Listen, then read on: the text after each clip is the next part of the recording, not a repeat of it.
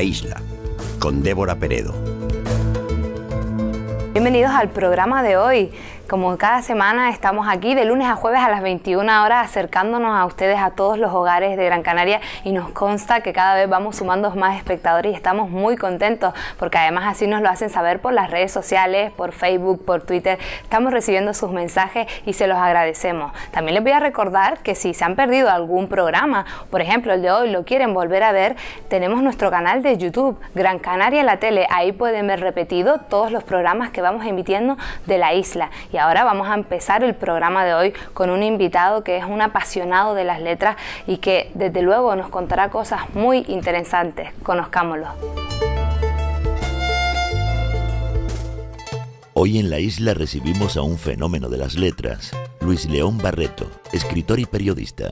Barreto es autor de numerosos libros, entre ellos su obra más conocida e internacional, Las Espiritistas de Telde, un autor de renombre que ha visto reconocida su labor con diversos premios a lo largo de su carrera profesional. Bienvenido, Luis. Así es, a mi lado tengo al señor Luis León Barreto, un apasionado, como decíamos, de los libros, de la literatura. Bienvenido. Muchas gracias por la invitación a este canal joven e imaginativo. Me gusta lo que hacen. Bueno, pues muchísimas gracias y de seguro que tenemos un programa muy interesante con usted, pues que es un gran entendido, como decimos, de las letras. ¿Cuándo comienza esta pasión por escribir? Pues llevo ya como 45 años escribiendo. En realidad empecé en Londres en un verano que estuve allí 5 meses y un poco pues para combatir la soledad y sentirme mejor empecé a escribir. A partir de ahí empecé también a publicar. Lo primero que salió mío fue poesía, porque gané un premio cuando tenía 20 años en Santa Cruz de Tenerife, el premio de poesía Julio Tobar. Y enseguida también la narrativa, que es lo más que he hecho, porque yo fundamentalmente, aunque tengo casi 30 libros publicados, casi todo es novela o libros de relatos. También tengo cuentos para niños, ensayos y en definitiva de poesía nada más que tengo 2. La narrativa es lo más que he trabajado. Bueno, volviendo a esa etapa de Londres, ¿recuerda usted cuáles fueron sus primeras palabras, esos primeros trazos que hizo? ¿Los conserva todavía? No, desgraciadamente no. Bueno, en realidad esto de Londres es el momento que yo digo inaugural, pero ya anteriormente había escrito en un periódico que se llamaba y se sigue llamando Diario de Avisos, que se publicaba en Santa Cruz de la Palma, porque yo soy de la isla de La Palma. Y en ese periódico ya había escrito algunas cosillas sobre temas locales, en fin, sobre fiestas patronales, cosas así. Alguna leyenda también, como la Luz del Time, que es una famosa leyenda similar a la Luz de Mafasca de Fuerteventura, que es una leyenda de la isla de La Palma, y la de la Luz del Time, digo. Y ya había escrito cosas en los periódicos, pero realmente a partir del año 69-70 fue cuando vi que tenía que escribir. Yo estaba estudiando Derecho, que era lo que mi padre quería que estudiara, porque mi padre quería que yo fuera juez, pero pusieron en La Laguna los estudios de periodismo, una sección de la Escuela de Periodismo de Madrid, y enseguida me enganché. Y eso también fue una suerte porque enseguida empecé a trabajar en los periódicos de Santa Cruz de Tenerife, primero en La Tarde, después en el periódico El Día, después vino el ajetreado servicio militar, y luego vino ya la etapa del periódico La Provincia, aquí en la isla de Gran Canaria, donde he vivido la mayor parte de mi vida, porque llevo aquí 40 y tantos años.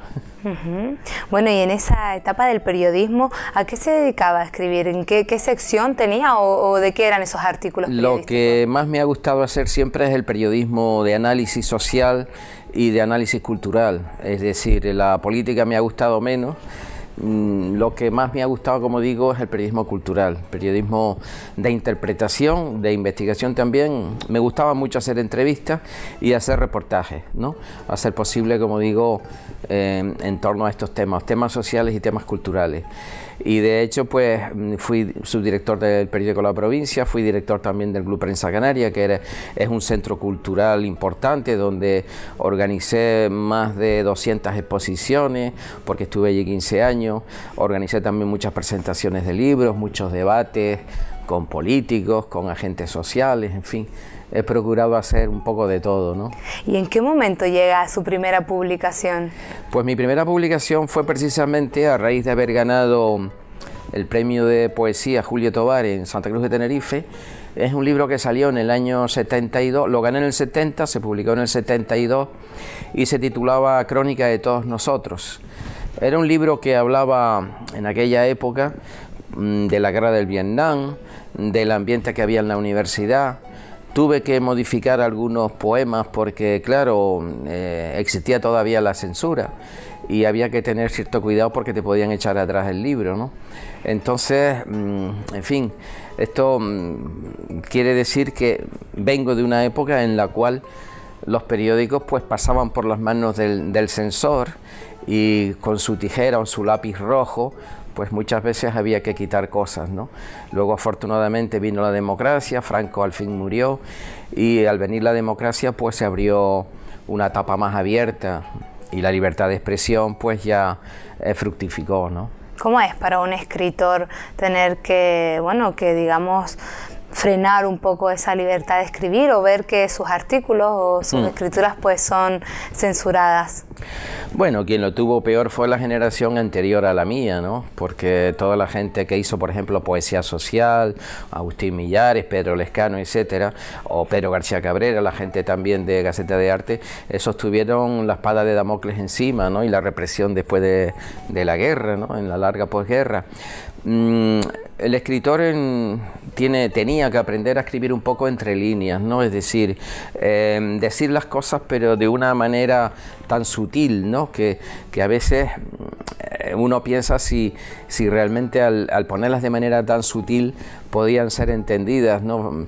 Por mucha gente, pero bueno, la verdad es que el periodismo en aquella época, de aquellos años 70 y 80, estaba muy considerado y hubo un auténtico aluvión, en fin, digamos un parlamento de papel, ¿no? El periodismo hoy en día, por desgracia, va por otros derroteros y con todo esto de la telebasura y demás, pues, y el periodismo facilón, se ha degradado mucho, pero en aquella época de los 70 y los 80 era importante. Bueno, y después de esa primera publicación vinieron 29 más, porque nos ha dicho que tiene 30 publicaciones, 30 libros. Sí. Sí, haciendo un repaso por todos ellos, ¿cuál cree que, o cuál le tiene usted un cariño especial de todos esos libros?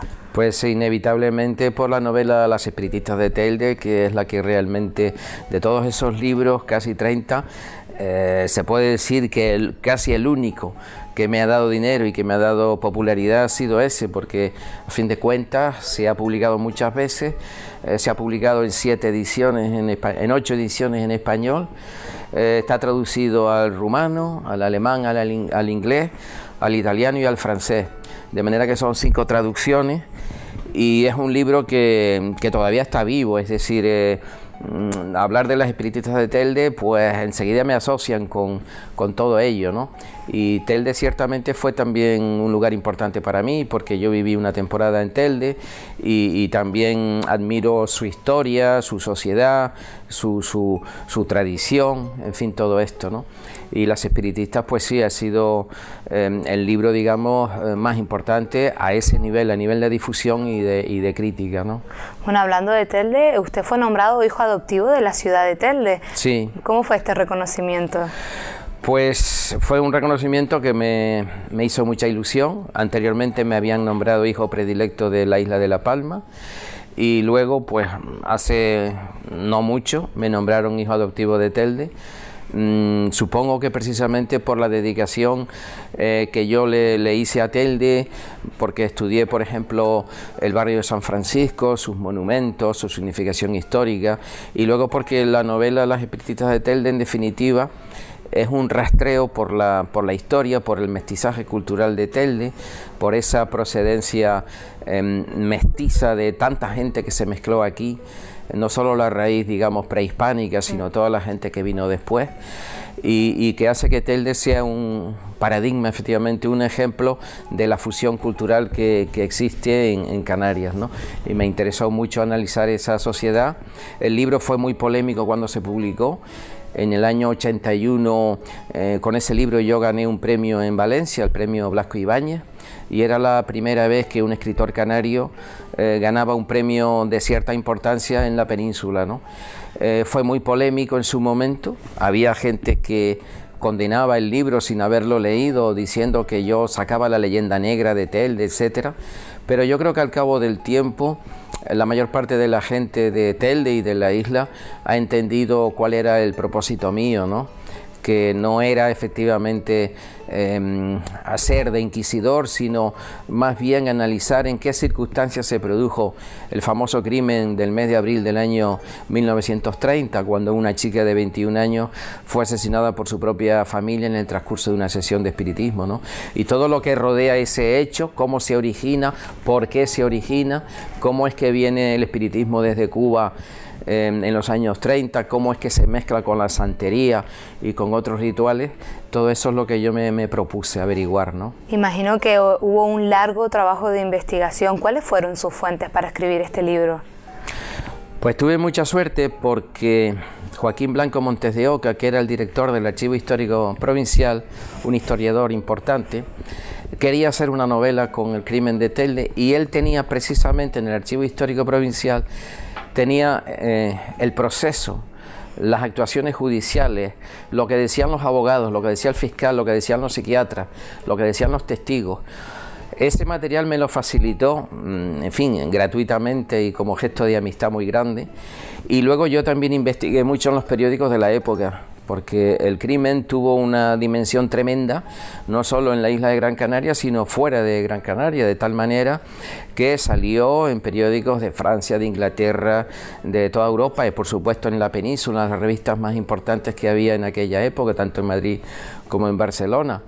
Y fue un trabajo de documentación, como dices, bastante serio, ¿no? En cierto modo la novela pues es una crónica que arranca de la realidad, pero que también tiene elementos de ficción, literaria, para ubicar efectivamente el momento y la familia en la cual se desarrolla la acción.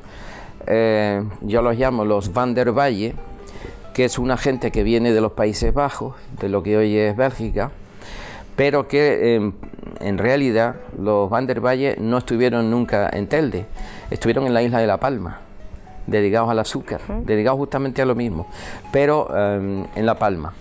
Entonces, pues, esto es una licencia literaria que me tomé para no incidir precisamente en los apellidos de la gente que realmente protagonizó el crimen en el año 30.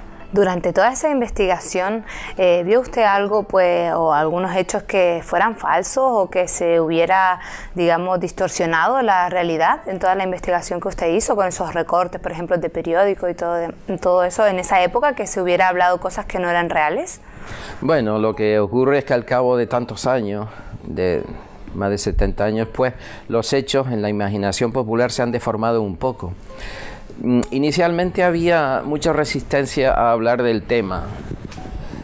Tanto es así que vino gente especializada de la península, como el periodista Antonio José Alés, que tenía un programa titulado Medianoche en la cadena SER, que tenía una enorme audiencia dedicada a estos temas de parapsicología, de misterio. Y él estuvo aquí en Telde intentando averiguar, intentando sacar información. Y la gente lo despistó, no le dieron la información que él quería, no se la dieron, no se la facilitaron. Él me lo decía después, que cómo la había conseguido yo, esa información.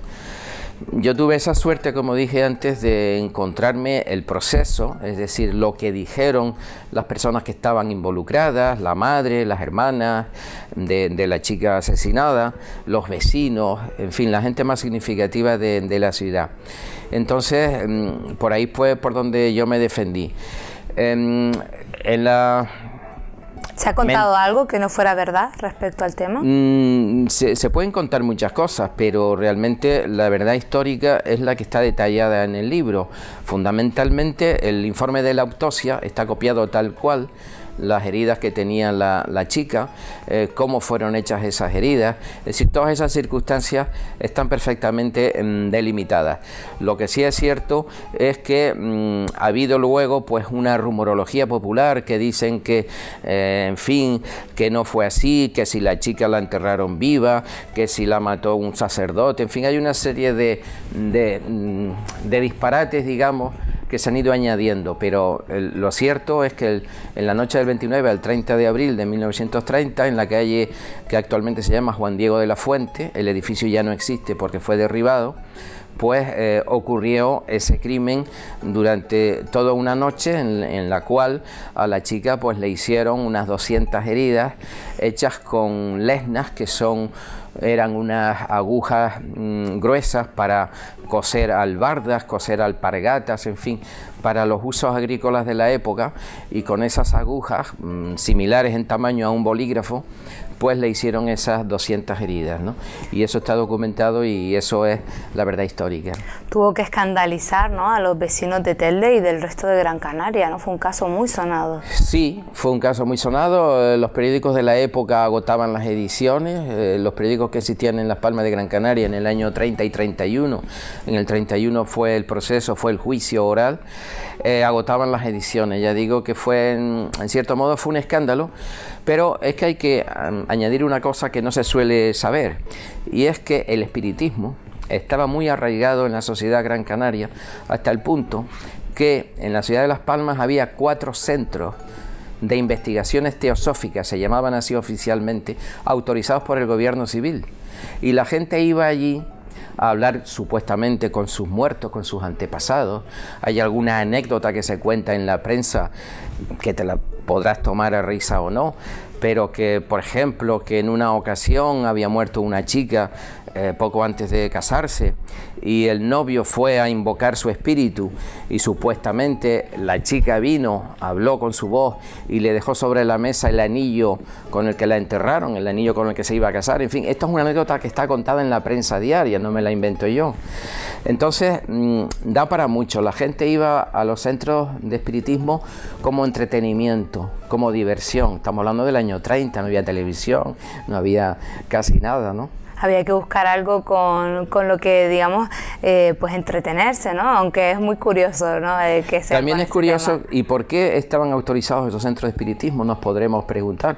Porque Miguel Primo de Rivera, que era el dictador que estaba en España en ese momento, practicaba el espiritismo él mismo. Es decir, él era un espiritista. Se dice que, por ejemplo, Hitler también convocaba supuestamente a los espíritus del más allá. En fin, esta es una cosa como muy conocida, ¿no? Bueno, como decimos, un tema bastante interesante. Le voy a pedir unos minutos para irnos a publicidad y nos quedamos con esa intriga, ¿no?, de las espiritistas de Telde para seguir hablando un poquito más de este libro. Regresamos en unos minutos con Luis León Barreto.